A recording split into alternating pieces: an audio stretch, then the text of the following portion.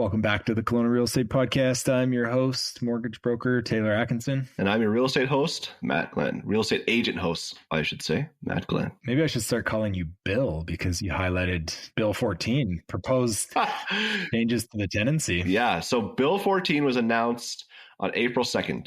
I feel like not a lot of people know about this. So it's changed to the tenancy laws in BC. And Taylor and I are just going to go through them because I feel like we need to talk about this and not a lot of people are. So let's just go through them one by one. Yeah, and we will highlight this is not legal planning, tenancy advice. Don't hold us liable to anything. But this is important information that, specifically if you have an issue with tenancy, we should dive into it further. Just call somebody that's licensed. Yeah. These are just our wild opinions. Well, no, they're not all our opinions. We'll add our wild opinions after we read what's happening. Yeah, like the rest of our 65 shows we've done, just our opinions. Just throw in whatever opinion we have at the wall and seeing what sticks. Yeah. Yeah. Okay, let's get into it. All right. Okay, let's do it. So the first one they announced. So prohibiting landlord from charging additional rent for additional occupants that are minors. This includes occupants who at the time of signing the agreement were a minor and residing in the unit, but are no longer a minor. So then from Landlord BC, their comment is, this change has a significant impact on the landlord's ability to cover the costs that additional occupants in the rental unit represent, such as utilities and wear and tear. So I personally didn't even know you were allowed to just charge more rent if another tenant came in. I didn't know you could do that. Yeah. So I was reading into it more, and I think if you put it in the original tenancy, you used to be able to do it, and now you're allowed to do that anymore. I think I'm okay with this change. What do you think, Taylor? Yeah, I think you're still allowed to do it. You have to have it in the original agreement that you're increasing rent if there's another occupant, but you just can't do it with minors now. Oh, yeah, that's right. Yeah. Which is totally reasonable. I don't think anyone would ever argue at this point. Yeah, there was this news story a few months ago in Vancouver where this couple had a baby and their landlord raised the rent. I think it was $600 a month because they had a baby. And I think that is just a little crazy. And when crazy things like that happen, we get rules like this announced. I would also be interested to see the other side of that story. Was rent at $1,000 a month for the last 15 years? And then they had a kid and rent should be at 3,000. I don't know. It's hard to speculate on one media story, but I agree. You shouldn't increase rent. But honestly, I think this change got to make some kind of rule, I guess, around this. So now the rule is just not allowed at all. So that one is what it is. Yeah. All right. So here's the second rule. Increasing the amount of time a landlord must occupy the rental unit after ending a tenancy for personal occupancy from 6 months to 12 months. This will be retroactive, Taylor's favorite word, to April 3rd, 2024. So as of 6 weeks ago. So the Landlord BC's comments are, this means if a landlord ends a tenancy for personal occupancy and does not occupy the unit for 12 months, the tenant may file a dispute for compensation. This additional compensation is up to 12 months of rent. This is an interesting one. So I have clients who just lost to the RTB because they gave the notice to their tenant that they were going to move into the place. And then they didn't re-rent it out, but they just weren't there enough. And the previous tenants filed a complaint. And they won, that other people weren't using the unit enough. So I think that they were splitting their time between here and Alberta. So they were here kind of half and half. That was not good enough. So they lost. And that was before this rule passed, bringing it to 6 months instead of 12 months. Yeah, first of all, you nailed it. Retroactive. I hate that. I don't think they should change the rules without people being informed. 6 months to 12 months, I don't think it really makes a difference. I see both sides of it. So I had a client, similar situation, life circumstances, right? They met their soon-to-be spouse. That spouse now didn't occupy that after she evicted tenants and then moved out.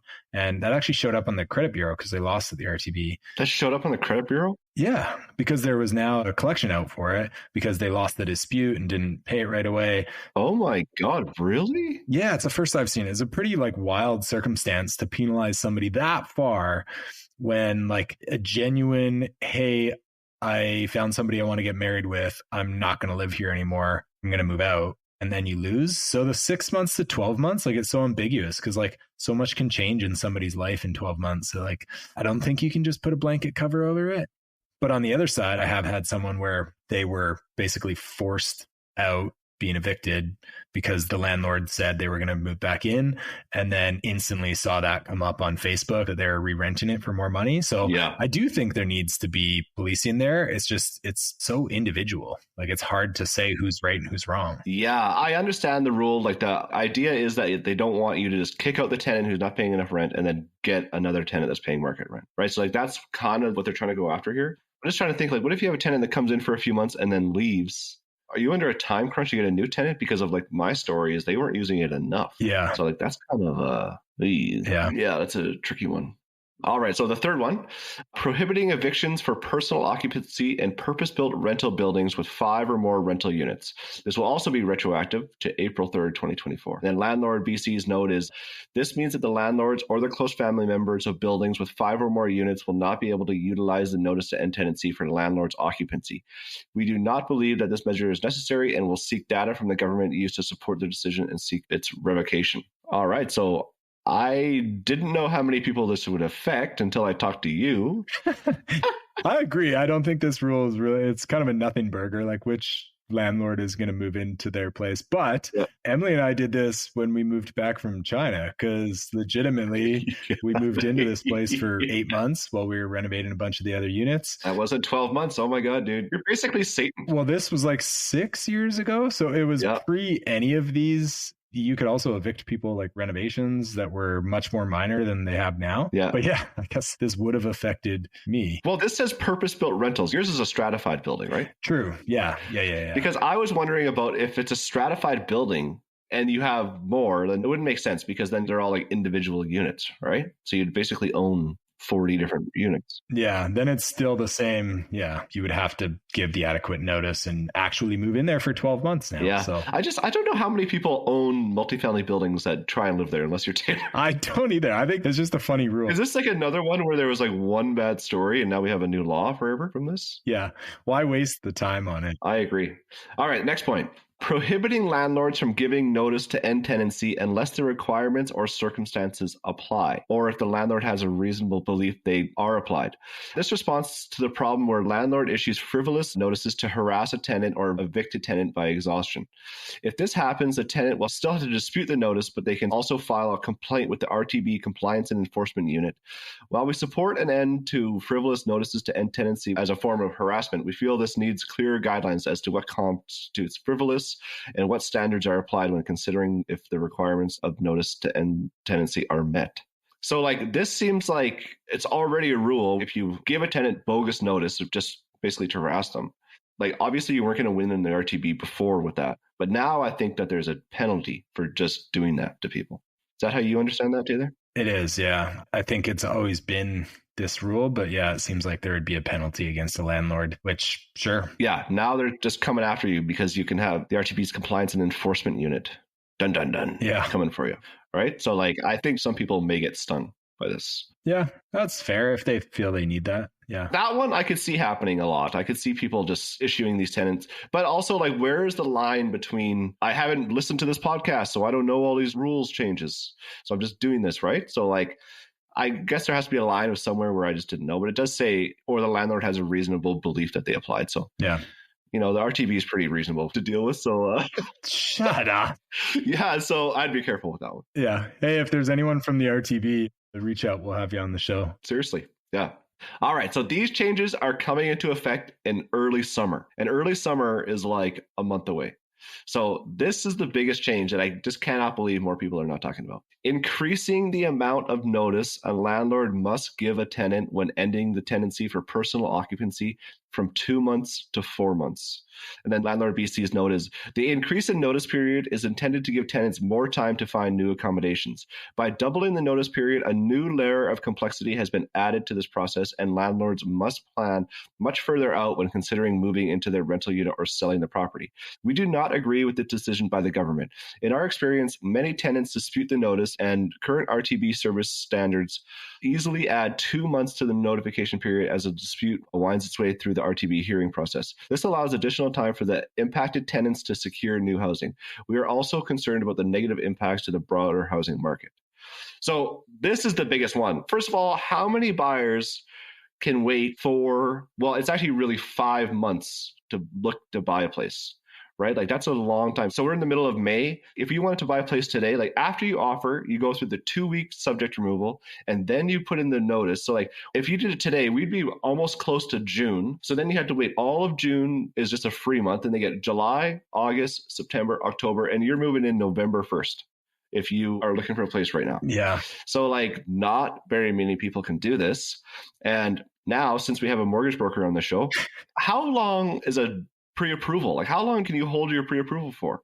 Isn't it 120 max, 90 days? What is this, Taylor? Yeah, usually 120. It's not always so much about the pre-approval. Like if you had it under contract and you weren't closing for, 4 months, obviously it would now be approved. You'd get a commitment letter from a lender, but generally they have not an expiration date, but kind of a ceiling on how long the approval will be good for, because lenders don't want to tie these things up for months and months and months. Now, you can do that. Generally, they have a clause stating that, they'll probably pull credit or do some kind of new credit application within a 90-day period of closing. And the risk there is, okay, so you're firm on this contract, you've removed subjects, essentially everything's broker complete, but then they pull credit again. Well, what if your credit score goes down or you get a car loan? Like I know these are all like, woe was me problems, but things happen in life where somebody has to change something financially. So now you're firm on this contract, you have to close, but now that lender is not going to complete on this because something changed in your financial history. It's too long of a close. It's way too long of a close. Then you're not going to sell your house. You're going to list your house to sell, but you're not going to accept a closing date for 4 months. Well, who's going to buy your house with a closing date of 4 months? Like it's just going to slow everything down. It's going to be so hard to sell a tenanted property. Yeah. It's going to reduce the amount of buyers that want to buy a tenanted property themselves by a ton. It's going to be only other investors that are just going to keep the tenants there that are going to be interested in your property. And that's only if the tenants are good and also paying like the market rate or at least close to it. I mean, unless you come up with a mutual agreement to end tenancy where you're like, hey, I'm going to pay you $5,000 and you're going to move out in a month. Yeah. I think sellers are going to have to start paying tenants. Yeah. But I guess the question is like, why? The system works right now, like as is. Yeah. It's amazing. Like we were already so tenant favored. And then you just add all these rules in and like, it's just crazy. Yeah. I had this other guy, this was a tenant. This was not a homeowner, not an investor, but he was like, the tenancy laws are so in the tenant favor. Why would I ever want to buy a house when all the laws are so much favored towards the tenant, right? It's almost like unmotivating to turn yourself into a homeowner from a tenant because of this. I don't know if that's a view across the board, but I just thought that was super interesting for him to say that. I obviously had not thought about that. So I think that is the biggest rule by far, going from the 2 months to the 4 months. And it's just not a tenable situation. Like imagine you even have a house where you have a mortgage helper. The person buying your house is just going to have to keep that tenant there. Right? Because now that person can't sell their house for 5 or 6 months. Yeah. Like if grandma wants to live in the basement or something like that, or those situations that happen quite often, just not going to work. So yeah, I think that's the biggest one. Yeah. All right. Next rule is increasing the amount of time a tenant has to dispute a notice to end tenancy for personal occupancy from 15 to 30 days. I don't have a major problem with this one. Like, what do you think, Taylor? Yeah, it's 15 days. What's the big deal? Yeah. And I feel like most people that if they're going to dispute it, they're going to do it in day 3. I guess people that are a little procrastination oriented might, I don't know. All right, next rule. Requiring landlords to use a web portal on the RTB website, which is under development, to generate notices to end tenancy for personal occupancy. So then the Landlord VC's comment is, this means landlords will have to enter all required information through the new web portal before a notice is generated. This will help ensure that notices are properly completed before they're given to tenants and help landlords better understand when these notices to end tenancies are appropriate. So I think this one opens a lot of questions. Like, so that notices have to be approved before they can be presented. Like, are they going to know the whole situation? Who approves these, and is it quick? And yeah, this has kind of been in the works for a while, this one. I guess they're trying to protect, people from bullying or, forcing somebody into something and not being fully educated on it. Yeah. So I can see that point. I appreciate it. But unless they have the capacity to turn these things around within like 24 hours, if this now takes weeks to do, I don't agree with it. There's got to be some efficiency that's needed for it. Would it help the landlord though? Like when you give a notice to end tenancy and it's approved by the RTB and you hand it over, like it must help the landlord when they go, if there's ever a dispute. I think it would help everybody, but it's just whether it takes 2 months to get the approval or 2 days, Yeah. I agree. I think a system like this is going to cost a lot of money and it's going to have a lot of issues, but be willing to try it. Well, so let's go back to our 4-month notice and tenancy. So today is the 16th. So we have a 2-week subject removal period. And then we go talk to the RTB after this. So I'm assuming the buyer is going to have to talk to this web portal to make sure that they're moving in. And then because they're not the landlord at this point, the seller will also have to talk to them to do this. I can't imagine it's going to be quick. So we are definitely now not going to be issuing this notice in May. It's definitely going to be in June. It's just going to force everyone to do a mutual agreement and tenancy. It's the only way. Yeah. Honestly, I think landlords are going to just have to get out the checkbook, $5,000, $10,000, just get out of here. Yeah. Right. Just crazy. Now, there are going to be some tenants that are going to try and manipulate that system a little bit. Yeah. Yeah. Well, interesting. Yeah. Some good information in there. Today's show, we brought on Scott Beaton. You will notice there's probably a few too many baseball analogies, but funny story. Scott and I played some baseball when we were younger together. So hopefully you're a baseball fan. But yeah, he is a partner at an advisory firm that specializes in helping organizations tackle transformation. So he's an accountant. Yep. By trade, but he is fascinated, obviously, with economic change and the human aspect. He said that a lot of times. Yeah. Yeah, which is pretty interesting. So some pretty fascinating stuff he chats about. He's super active on LinkedIn. Give him a follow. He puts out some awesome content. And, he's been really diving into Bank of Canada overnight rate announcements this year. Yeah. So tune in. He has some pretty dialed in projections. Let's see if it's correct over the next, couple announcements. But yeah. Yeah, definitely. It was a fun episode talking to Scott for sure. And this episode, like every episode, is sponsored by Century 21 Assurance Realty, the best brokerage in Kelowna by far. My brokerage, Taylor's wife's brokerage, all of our friends' brokerage, and your next brokerage. Reach out to me, Max, Dean. Talk to us. It's a great place to be. It's awesome. Yeah. Okay, guys, enjoy the show. Enjoy the show. Okay, welcome to the show, Scott Beaton. Thanks for coming on, buddy. Yeah, thanks for having me. Yeah. Well, we like to start our show with just you connecting with our listener. Basically, what's your perfect Friday look like? Work, leading into the weekend, kind of what gives you some energy, and what do you do for work, and then into some fun. Yeah, that's awesome. A perfect Friday is a productivity day. I'd say it's a nice cup of coffee to start, probably sitting somewhere near the window or get some sunshine in. And I'd say usually at that point, trying to catch up on what's happening in economic and business activity, what's changing, what are the trends. It's been a busy week. Let's just see if I missed anything big and start to think about what does that mean. But that's also a day where I'm just going to get a lot of stuff done, get out, get some exercise breaks, lots of breaks during the day, try to do something social, usually with the family in the afternoon. But yeah, I would say in that perfect world, no meetings, just getting it done, the deep processing, complex problems, stuff that I'm looking at for kind of long term. Yeah. I mean, in addition to that, then can you give our listener kind of a high level, what is your position, the company you work for? What do you guys kind of specialize in? Yeah, that's great. Actually, we're a specialty advisory firm. So I'm a CPA by trade. Don't hold it against me. Did enough time in audit, and actually for a long time moved into the advisory world. So we've got a small firm. I'm a partner there. We really do a lot of organizational change. So companies looking to grow, looking to transform, get new technology, improve their business.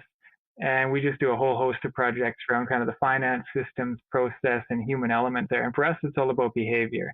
How do we connect behavior to the system? A lot of people look at a company or look at any organization and say, these people aren't doing the right things. We always have to ask the question, what system did we build around them? Are we incentivizing them to do the right things, or do we push it that way? So we get to do some really cool work that way. And then a lot of it really ties back to within which environment is the company operating. So I spend a lot of time personally diving into that bigger economic picture, what's happening in metals prices and interest rates and different input factors that are going to have an impact on how well business performs. So we're setting up for that. Interesting. Are the companies mostly based in BC, Kelowna, across Canada, or globally? Technically, yeah, we're global. We've got clients from Victoria to Iqaluit.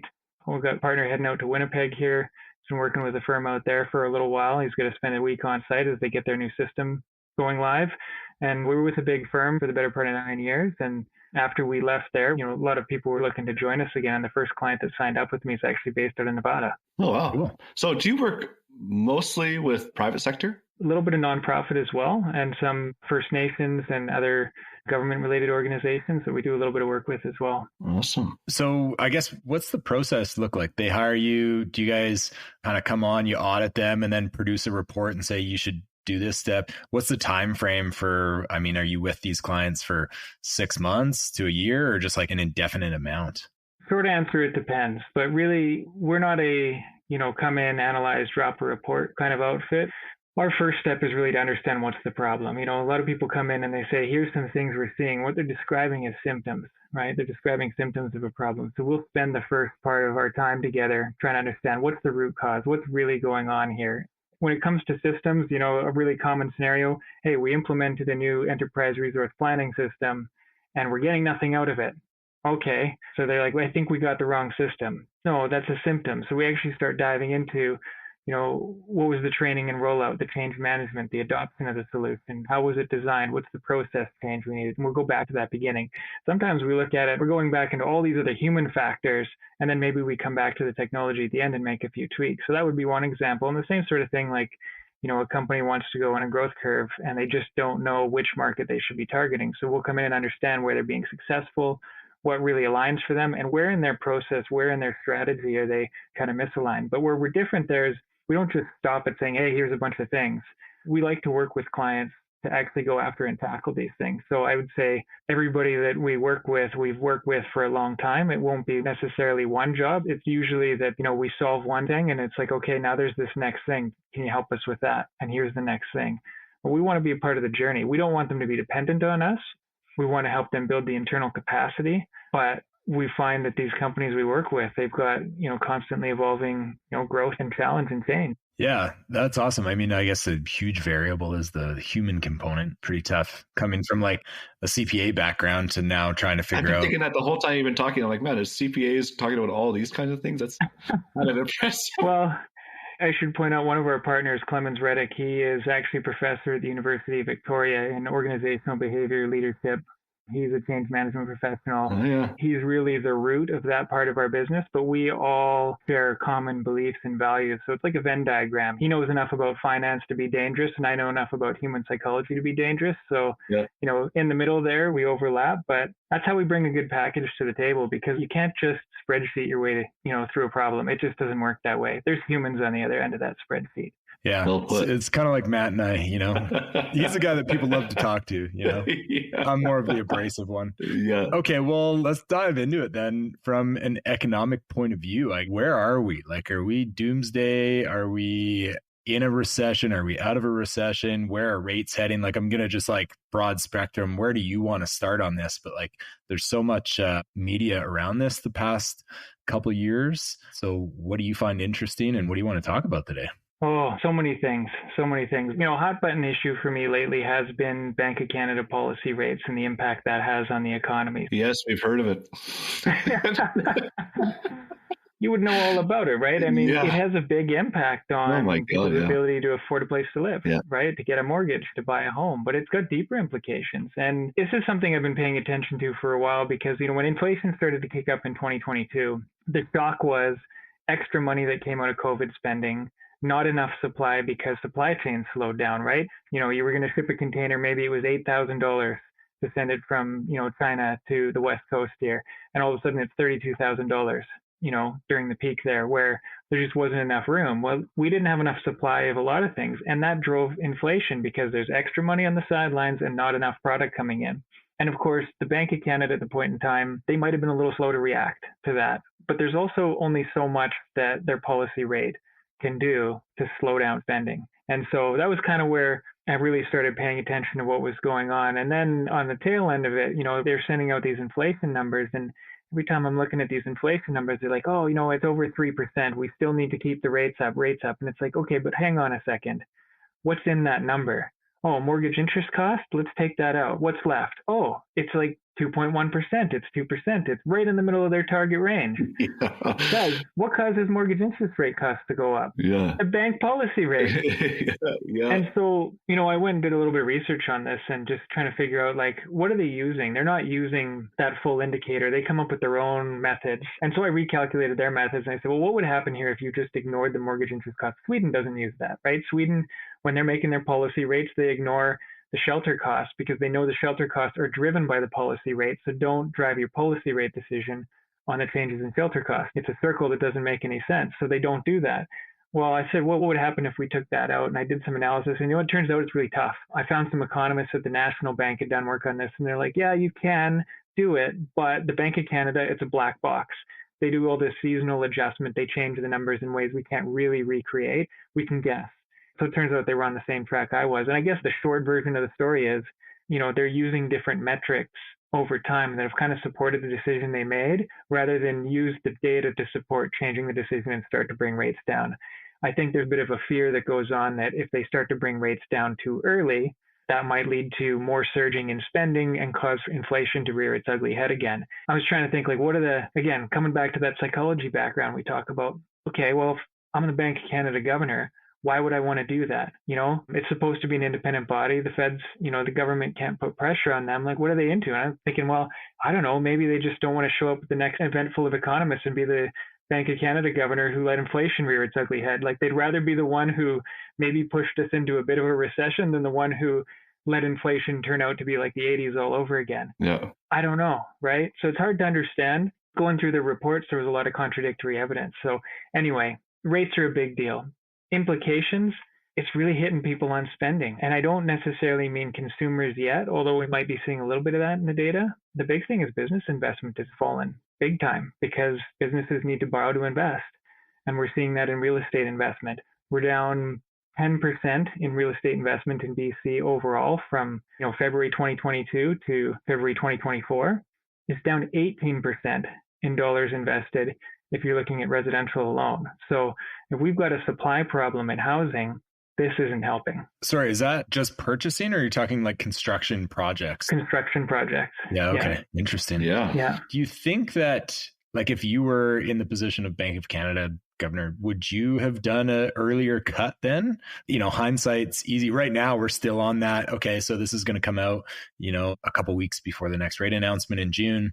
What do you think's going to happen then? Like, what's your prediction? First off, there's a lot of reasons why I wouldn't be the Bank of Canada governor, but probably a little bit too vocal for that kind of role sometimes. But anyhow, if I were looking at it, I was looking at the indicators back in March and April saying, they should be doing a quarter point ease off around that point in time.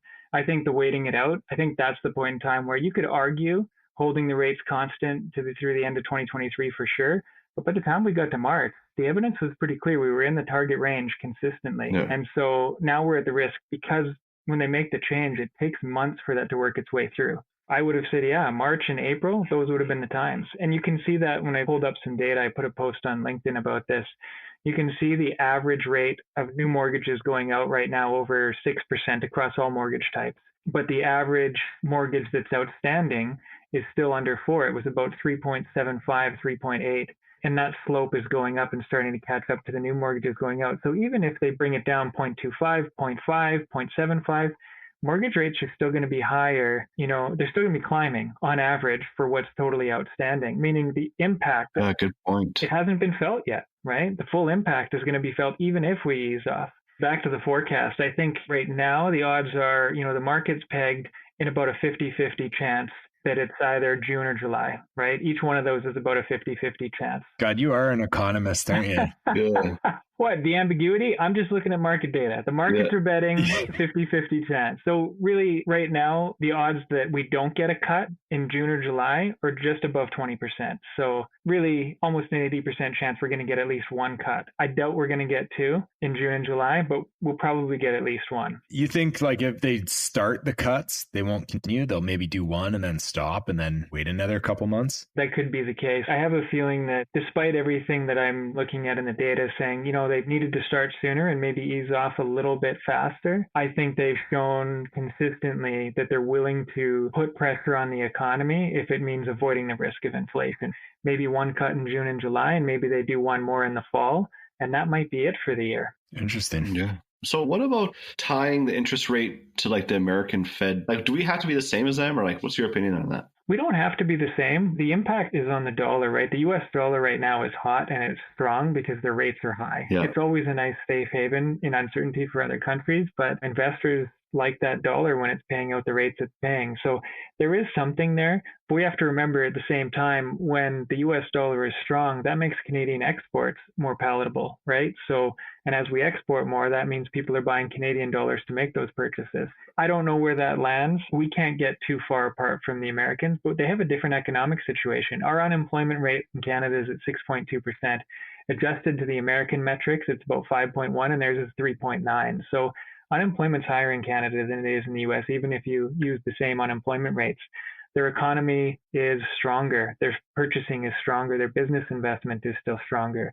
Canada's not there. So if we just follow the same path as them, we are likely to push things into a bit of a recession. I'm optimistic.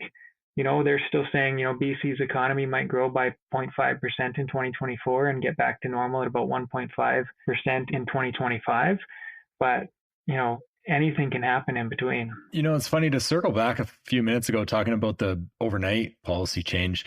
We do talk in the industry like, oh, as soon as they get one cut, like as soon as they show that confidence back, psychological thing, the market's going to start to take off. But it doesn't do anything in terms of approval. No. Like I haven't really given a variable product to any clients unless they wanted it and could be qualified for it, because we have the stress test, right? So like for listeners, most people are going in fixed products right now because they're 2 to 2.5% cheaper than a variable rate mortgage, depending if it's insured, not insured, rental, whatever.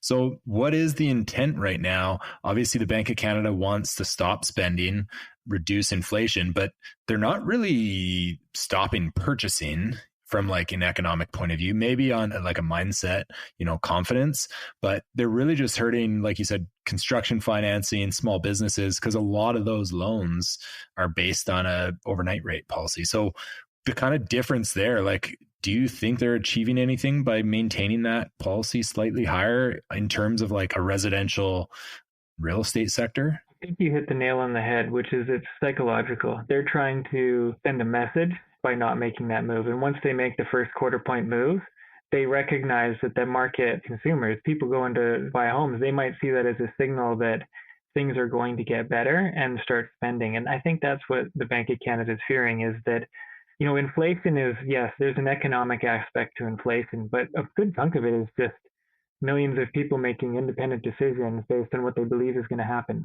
And, you can go back hundreds of years to like the tulip craze when people started buying and flipping tulips. Yeah. Believe it or not, if you haven't heard that one, they're buying and flipping tulips because tulips were the thing until the tulip bubble, right? I think that was in the 1700s, right? So then you get the tech bubble, you get, housing bubbles that have happened in the past. That's psychology. That's the psychology of the masses. And I think that's what the bank is really trying to do, is just send a message, because you're right. If you're looking at mortgage rates right now, when I talk about those numbers, a lot of that's because there's the short-term and variable products in there. But the fixed products are based on the bond markets, and the bond markets have priced in rates coming down. And if the bond market's priced in rates coming down in the future, they're going to be at a lower rate. Looking right now, the implied overnight rate from the Bank of Canada, it looks like it's a gentle slope. It used to be a steep slope when I was looking at this months ago, but it looks like a gentle slope from the 5% it's at today down to about 3.5 by the middle of 2026 or 3.3 by the end of 2026, as the Bank of Canada's overnight rate. And so the bond markets have that priced in already. If you're looking at a 5-year term, you're looking beyond that forecast window, and the bond markets are going to tell you something different than what the Bank of Canada is telling you. So, the Bank of Canada can only do so much to influence the opinion of markets.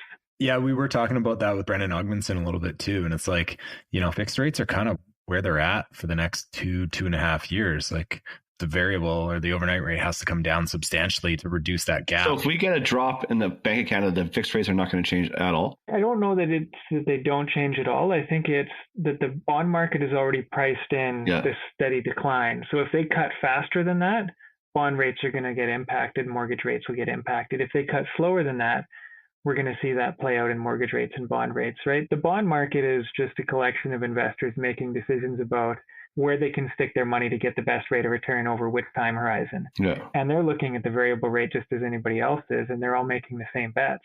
So like I said, that curve now is quite narrow. We're talking about, 1.7% change over what looks like, this time horizon is over 2 years of a time horizon, almost a 3-year time horizon. When I was looking at this 6 months ago, it was about a 3% drop over that. So, the markets at the time thought the rates were going to come down way further and way faster than they do now. Yeah. I mean, God, everyone's been wrong for the last 2.5 years. Hey, it's like, is it part of the reason because the economy just seems to just not be falling apart with these high rates, that they're just keeping them here and just seeing how long they can ride it out? Yeah, there is resilience for sure. There's resilience in the market. I don't know.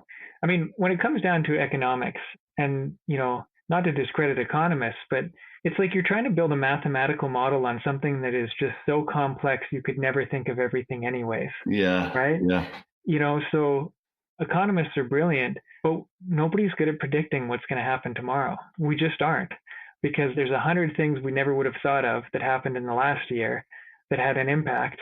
You just don't know. Yeah, I guess the last 4 or 5 years have been a prime example of that. That's an understatement, right? Yeah. When you're looking at making life choices, whether you're going to invest in a property or whether you're investing in a business or whether within a business you're going to expand to a market or not, whatever it is that you're choosing to do in life, you've got to make those decisions not based on what you think is going to happen tomorrow, but based on how resilient you are to anything happening tomorrow. Yeah. Right? Good point. We don't ever really know. We can only just pretend, and we can draw nice graphs, and we can make ourselves feel warm and fuzzy with a lot of mathematics. I can't even draw nice graphs, so. Well, there you go.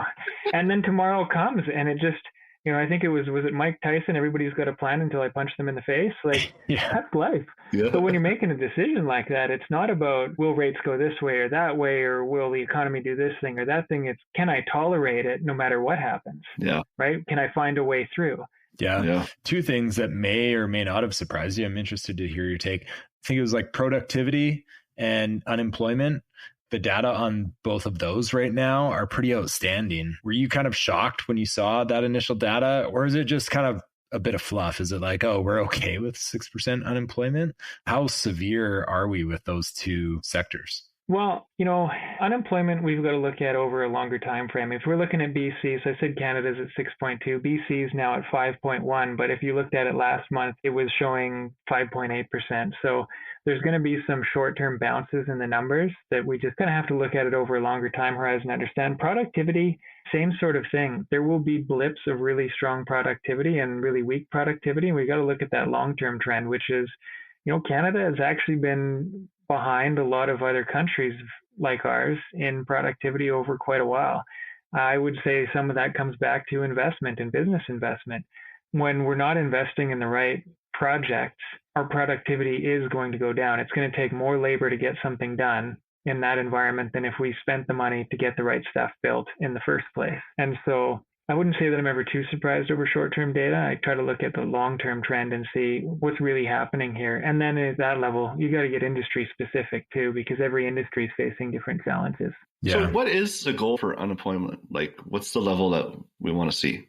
Generally, I think in the past, being in around that 5.5% mark has been somewhat normal. Okay. It was down a lot lower for a while, and that you see that coming out in increases in wages and labor shortages. Yeah. 6% is not terrible, but it's less about where it is and more about where it's trending and what does that mean, okay. Right? Because if we do start to see a big spike and that's sustained for a bit, that's going to impact spending. That's going to drive different investment decisions for businesses. Everybody starts to pull back, and you do get into a vicious cycle where, just like inflation, a recession is as much psychological as it is economic. It's everybody deciding now is the time not to spend. They cut jobs, they cut back, which then in turn feeds that cycle. Yeah. To kind of throw a bit of a curveball at you, obviously recent budget was, kind of outlined 6-7 weeks ago. Do you feel there's a lot of things in there that are also impacting, I guess, unemployment and investment into these sectors? I mean, we're talking about residential or business investment. Obviously, the overnight policy has an effect on that. But with, let's just say, capital gains, a lot of things like that are not supporting entrepreneurs or small businesses or just investment in Canada. Why would somebody come to Canada to invest in a business opportunity here when the taxes are so high. Can you maybe talk a little bit about the budget, if there's anything you like or dislike in there? I wouldn't say it's a curveball. Topic of mind for the last month, Taylor. Yeah, topic of mind for a lot of people. Well, first off, I would say Canada's still a good place to invest. Represent. Yeah, we've got a lot of stability here.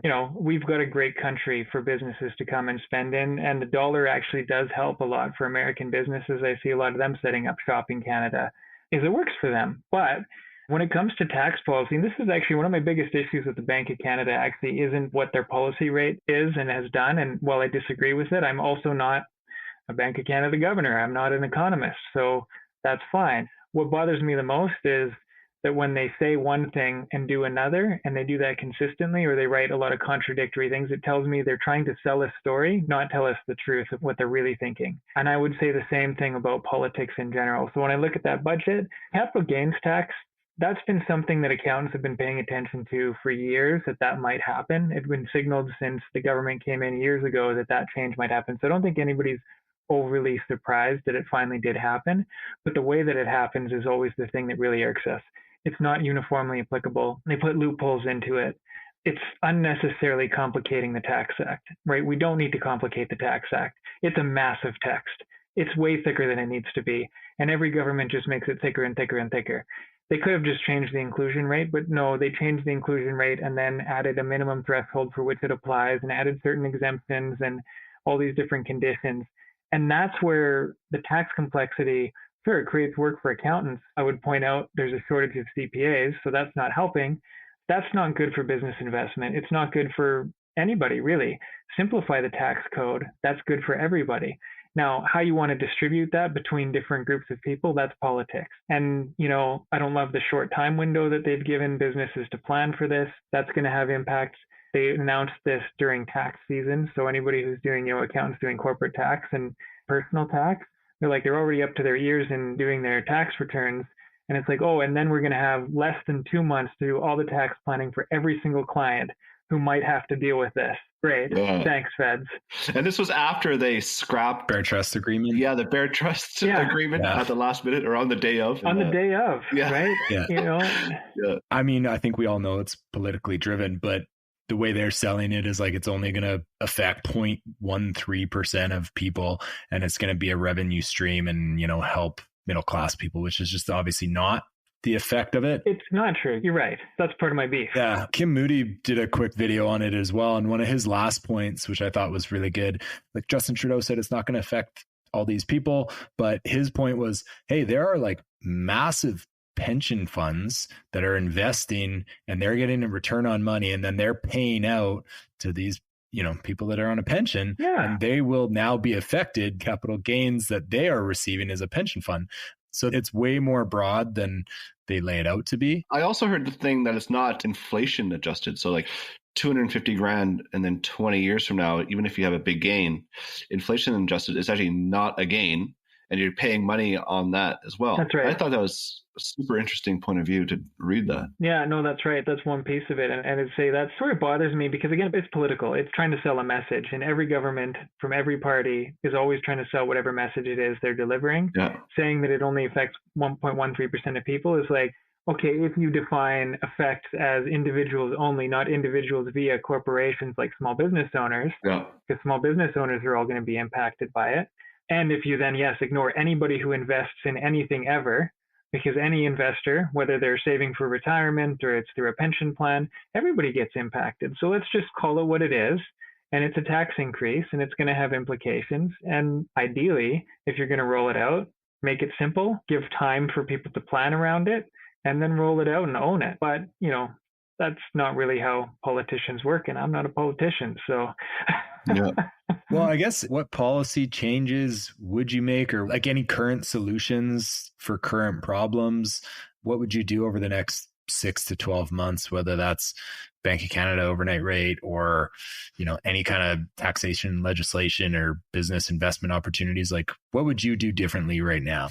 If we were just talking about the tax piece, I'd point to an economist out of Alberta who's done work on the marginal cost of public funds, which is effectively saying how many dollars does it take to collect dollars of tax based on the type of tax. The work they've done there just shows that some taxes are incredibly efficient and some taxes are incredibly inefficient, costly, and boondoggles. But politically, easier to implement than some of those ones that are more effective. And I'd point to that and say, there's your answer. Brave politicians would just pick the tax that is the cheapest way to get the money in the door, not the one that's most politically easy to accomplish. But from a policy perspective, I think we're facing a lot of challenges that take a lot of deep thought in how you resolve them.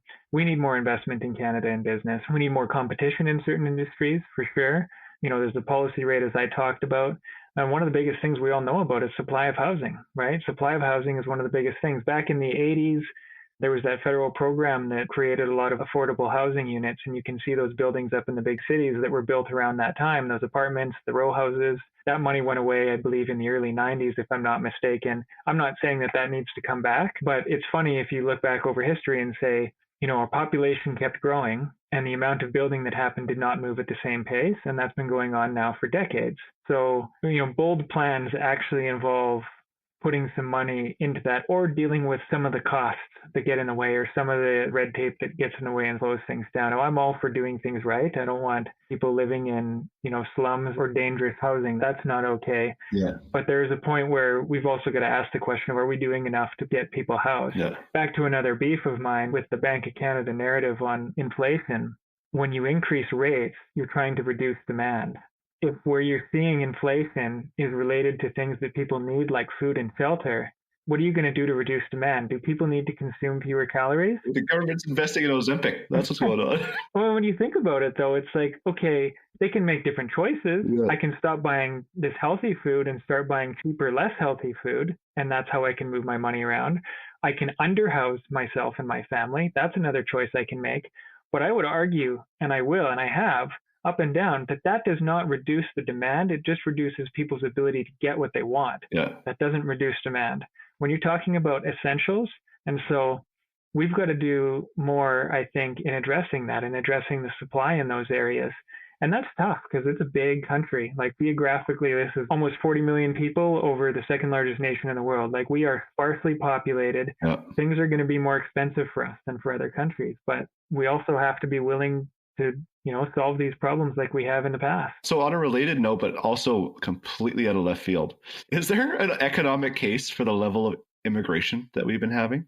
I feel like we have all this immigration and I can't figure out who was asking for this to happen, right? I don't understand why these decisions were made. You started hearing grumblings from this, from like kind of the right-wing political spectrum of all this immigration, and then you don't really think anything of it. And then you start to realize, why did we balloon our immigration so much? Like, is there an economic case for this? I think in the long term there is, absolutely. We're not replacing our population internally. We just aren't. Yeah. It's a decline in population. So we need immigration if we're going to try to continue to grow as a nation. It assumes you want the growth, and that's where economically it's easier on everybody if we do continue to grow. Yeah. So that part's essential. The timing of it and how much, because that was record immigration. I agree that we totally need immigration. I'm just wondering about the numbers. Yeah, the numbers were record high, and they've already made it clear that the anticipated numbers over the coming 2 years are going to be far lower than that. Yeah. I actually don't know why, and I didn't dig into it, but it's interesting. Like, if I'm looking at a business level, there's a lot of clients I work with, they're still struggling to find the right type of people, Yeah. right? And so, in the manufacturing industry,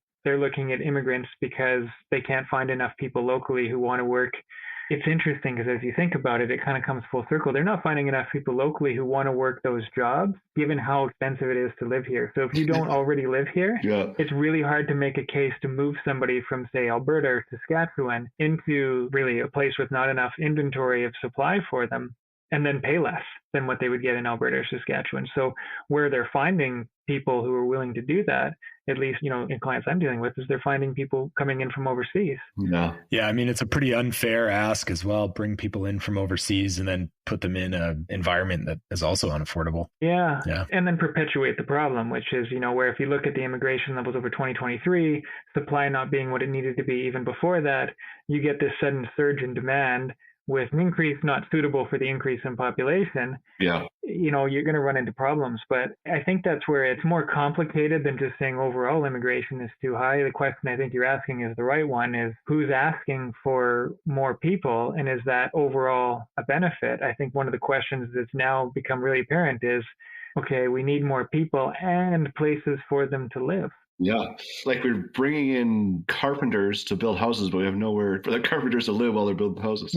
Well, the voting demographic probably supported it, right? You bring in that type of demographic that's going to immigrate to a new country, the Liberal Party is probably going to win them as voters. I don't think so, dude. No? I don't agree with that. No, I think they'd probably go NDP if they're going anything, if they even vote at all. Okay. We need to find some data on that. I would think. Honestly, that's based on nothing. Yeah, that's not based on data at all. But like, well, we have to ask another question, which is when are they going to be eligible to vote? Exactly. Yeah. A lot of people aren't going to be eligible right away. And then we are seeing shifts in voting demographics. Yeah. And those are constantly things going on in the US where the traditional lines are getting bent. We'll probably see that more in Canada. I don't even know that that's the decision. I don't even know if it's a political decision. It's one of those things that somebody's going to have to do a post-mortem on and be like, I don't think it was from on high. I think it was from within Immigration Canada there that they had some numbers and some targets and some asks, and it just happened. And then all of a sudden it's like, oh, wow, that happened. Oops. That's exactly how I feel, is that I feel like it wasn't a decision. It just happened because it doesn't make sense. Like, we're not the US where the immigration is just so political. Like, we're generally not a racist country in that way. Like, we don't have that same kind of level of political discourse. But now that the numbers spike so high, it's just an odd question. Like, who wanted it like that? I don't even think Trudeau wanted it like that. Like, I just think it just happened. I don't know. It's just been interesting to watch over the last year, that subject. I just wanted to know your opinion on the economic side. Yeah. We'll probably run into our wrap-up questions here. One question I wanted to ask before that, though, is, obviously analyzing businesses and giving suggestions to businesses.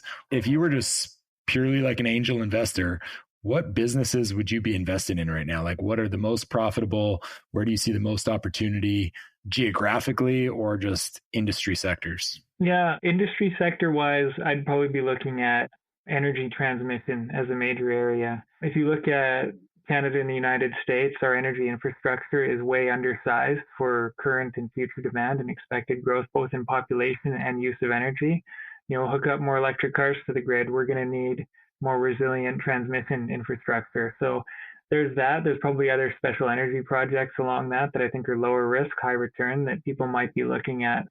It's a tough area because you also need a lot of people involved in that. So it's a long slog to invest and train and develop the growth of what's needed there. But I do see that as a huge opportunity.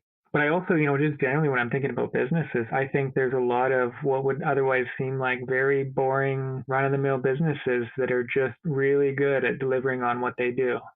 And they create a lot of value for their customers. And in return, they get healthy profit consistently. Nothing exciting, nothing flashy. You'll find these kind of scattered around the Okanagan, all across BC and all over North America where, hey, we're the place that manufactures this one little thing that is part of this other big process that everybody needs everywhere, but nobody ever thinks about. And we're the ones who do it. And we do it really, really well. Right on. Yeah, that's awesome. Okay, going into our wrap-up questions then. If you could buy one property in the Okanagan in the next 12 months, what would it be? Probably something near the central city with a decent sized property, small acreage. I know this is like, okay, wait, city and acreage, but there's some of those really beautiful properties out there kind of, in around the Springfield and the mall area and out in by the parks there. Yeah, they're beautiful. They're nice. My daughter's into riding horses. Not my choice. My wife was a rider and, next thing you know, here she is. She's riding horses. Yeah. Honestly, I'd probably buy some beehives. I'd be tending to some bees in my off time and maybe put in a little batting cage on the side somewhere. Nice. You thought about this. This is fantastic. That would be an awesome place to have. I have friends that are beekeepers and they have a lot of fun. Yeah. All right, Scott, if you could give your 20-year-old self any piece of advice, what would it be? Take your time. Yeah. Pushing too hard for change creates a lot of resistance. So turn it into a journey rather than a race. Nice. Love it. Do you have a favorite charity or how do you give back? In terms of charities, I tend to mix that around a bit. Usually a lot of local organizations, the food bank, shelters. But I'd say the bigger way that I give back is usually my time volunteering. So I'm a treasurer on the Greater West Side Board of Trade. In the past, I've done work with Community Futures and coaching baseball. I have a blast coaching baseball. It's really fun to develop the kids and just watch them go on that journey. And sometimes I have too much fun. One of the kids knocked my tooth out yesterday, or half of the tooth. So You're kidding. I got that repaired this morning. Yeah. Oh my God. I don't see that. Yeah, it looks good now, Yeah, right? it looks awesome. Yeah. My dentist was excellent. He got me fixed up at 7 this morning, and there you go. But yeah, I love baseball. Like a follow swing bat throw or a ball or what? How did it happen? No, even sillier than that. This boy's probably the tallest kid. They're 8-year-olds, right? And he's one of the tallest kids in the team. He clubs the ball deep into the outfield, and we had this guy out there who's just hurling the ball in. Like, he's got a heck of an arm. He's actually one of the smaller kids in the team, but he's tucking this ball in, and I'm pitching the ball and kind of covering home plate. And I caught his throw, and I just turned to tag as the guy was going home. and forgot that he's like a foot taller than everybody else. So I stuck my glove out, turned my head over and down, and just put my face right into his helmet. All the parents heard the crack, and everybody just stopped dead in their tracks and didn't feel a thing. But yeah, I was like, oh wow, I made it all the way through my youth playing baseball and rugby and never had this happen. And I'm coaching 8-year-olds and I lose it too. Yeah, everybody's got a plan until a helmet hits them square in the face. Eh? Good one, Taylor. Yeah. I like that. All right, Scott. How can Taylor and I, or our audience, our listener, help you? Well, I'd say, pay attention on LinkedIn. I'm usually writing about things that are of interest to businesses, economics. You can find me there. Yeah. Our firm, Beaton Rettich Waters. You'll see us on LinkedIn or find our website, beatonrettich.com. So we're always around to have these discussions, and I don't know, we have a lot of fun in our work and trying to change the world one piece at a time. I love it. Awesome. Doing a great job. Yeah. Thanks so much for the conversation. Trying to change the world a quarter point at a time with these interest rates. So. That's right. Or a quarter tooth, whichever. Yeah, exactly. Yeah. I love it. Okay. Well, yeah, appreciate it. And we'll have you back on soon. But at this point, projection is quarter point reduction over the next two announcements. That's what we're sticking to. 50-50 chance. Yeah, that's where I think we're at. Awesome. 50-50 chance for each one. 80% that one of them happens. Yeah. Okay. At least one. I like those odds. I like it too. Okay. Thanks, man. All right. Appreciate Thanks for having me on. Thanks a lot, Scott. Take care.